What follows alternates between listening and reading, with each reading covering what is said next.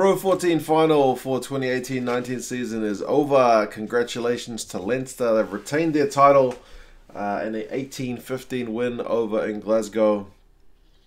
It was an interesting game. Second half, really Leinster stepped up their game and threatened to close it out, but Glasgow did make it interesting right at the death.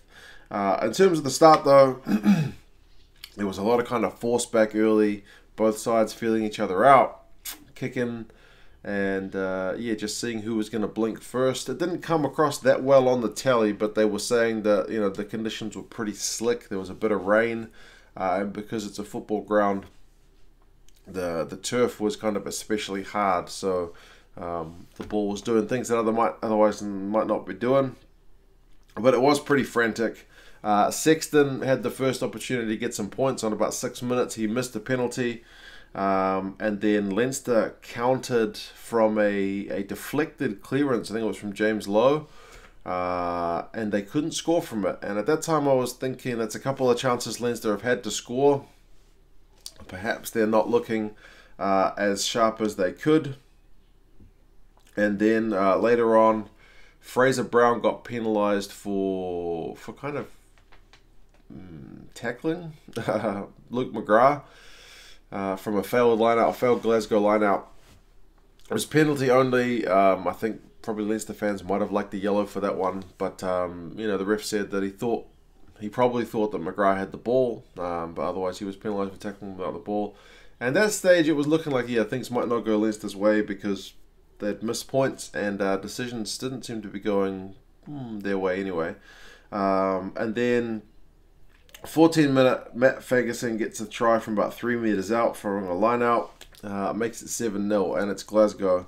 15 minutes, Hogg gets immediately charged down. So it's like a minute later, a minute after the Glasgow try. He gets charged down. That was by McGrath, the guy who was a bit tender after getting that whack to the back. And Ringrose goes in for the score, but they can't convert. So it's still Glasgow in front, 7 points to 5.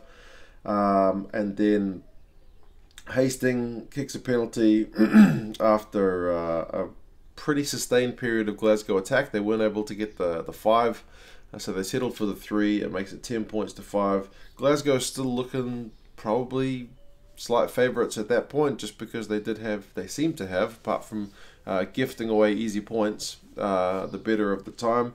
And then Fraser Brown got injured. Oh my lord, that one. I mean, it's only like 5 in the morning or 5:30 when this game started here, and that was a moment that you really wanted to go back to bed. That was horrible. The leg bent the wrong way. Yeah, he was still able to sit up after the injury, but oh my lord, that was really a bad one. So we'll see what the prognosis is for him in the long term. And then a few minutes later, Healy gets a try after some kind of, you know, decent phases. He's about 3 metres out. Leinster finally take the lead, 12 points to 10. And I think that's probably a turning point in the game, because from then on, Leinster really kind of put it into another gear. They had to kick a penalty before half-time, so it was 15 to 10 at half-time. Leinster in front. And then second half didn't start that well for Glasgow either, because Steyn got a yellow card, slowing the ball down after a Ringrose and Low line break. It's still too early in the morning here. I haven't had my breakfast. Leinster turn down the 3. They miss the try, and later on they opt for the 3. So, you know, it's 18 points to 10.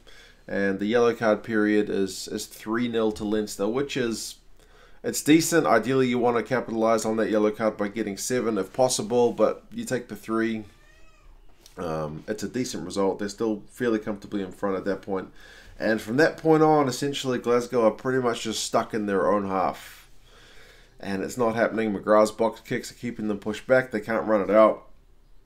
There's a lot of scrums and a lot of resets, and the game slowly starts to just kind of peter out.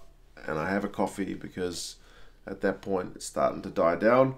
But then it does start to get interesting again, because there's a bit of argy-bargy from some of the scrums, but then also Carney gets yellow carded for taking out Hogg in the air. It was a high ball thing.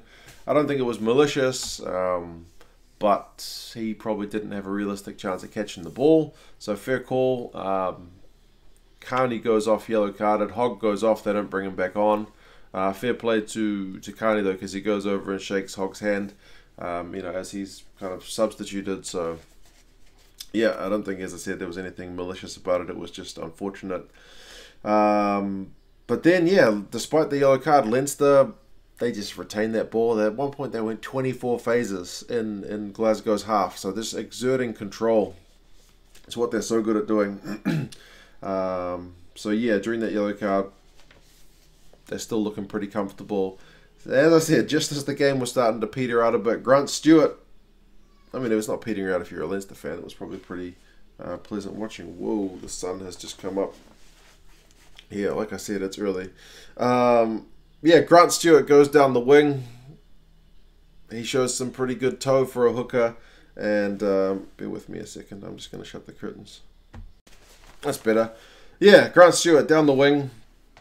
5 minutes to go. And they can't convert, but it's 15 points to 18. So it's back to game on.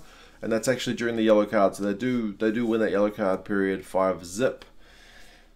They get some ball in their own half, do Glasgow towards the end, but they're not able to do anything with it, and they eventually knock on. Leinster kill off the last kind of minute or two, and it's game over. So it's quite a different final from last year's, point scoring bonanza between Scarlets and Leinster. But 15 points to 18. I mean, apart from that kind of period in the second half where Leinster were just crushing down Glasgow, there was some pretty good value for the game. And as I said, if you're a Leinster fan, watching them just kind of squeeze the life out of the game was probably pretty pleasing. In terms of the stats, and I should say the conditions were definitely a factor in that. Run meters 389 to 352 in Glasgow's favour. Hogg was your best guy for Glasgow with 69. Ringrose with 73 was Leinster's best guy. Hogg was also your best guy for defenders beaten for Glasgow. He had 3. Lama also had 3. So kind of unsurprising that those guys are your key guys. It's a pity that Hogg did have to go off for Glasgow. Possession was actually pretty even, 51 to 49 in favour of Glasgow, so very tight. Territory ended up being tight with 54% for Leinster, 46% for Glasgow. But the key number is to look at that second half. And it was 73% territory for Leinster. So, yeah, they were really bossing the game in that second half.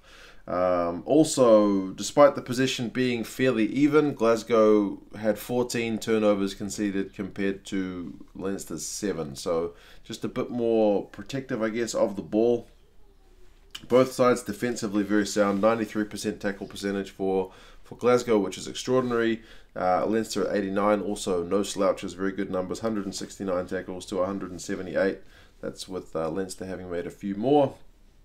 Fagerson had 27, that's Matt Fagerson, and Johnny Gray had 24, so tackling machines. Leinster not far behind, man. James Ryan and Reece Ruddock, 25 tackles each, so both sides defensively very sound.